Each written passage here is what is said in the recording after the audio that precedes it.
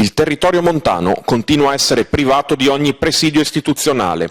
Questa è una situazione non più accettabile che deve essere fermata e invertita attraverso un segnale di attenzione a partire dalla presenza in loco dei centri decisionali.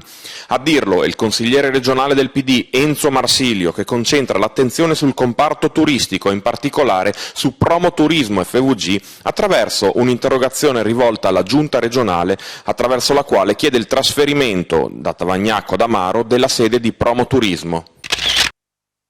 L'impugnativa del governo nazionale sulla legge regionale del commercio era un rischio al quale sapevamo di poter andare incontro. Ora prenderemo visione delle considerazioni giuridiche fatte a Roma e valuteremo un'azione insieme alla Giunta e a tutta la maggioranza.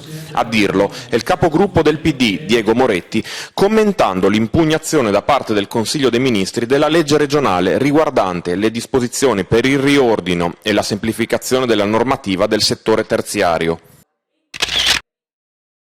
La situazione ereditata è difficile, ma ci sono da un lato le idee e dall'altro la volontà di porre dei rimedi per risollevare le sorti dell'aeroporto.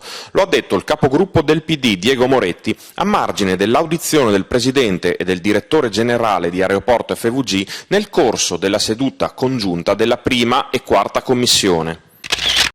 Il modello dell'albergo diffuso funziona e in questi anni è stato concretamente dimostrato attraverso il reale supporto allo sviluppo territoriale, non solo di tipo turistico-ricettivo per riqualificare e rilanciare i borghi montani rendendoli attrattivi per i turisti, ma dando anche maggiori servizi per i residenti. Per questo, come gruppo del PD, restiamo convinti della bontà del progetto e la nostra intenzione di continuare a garantire, anche in futuro, tutto l'appoggio necessario.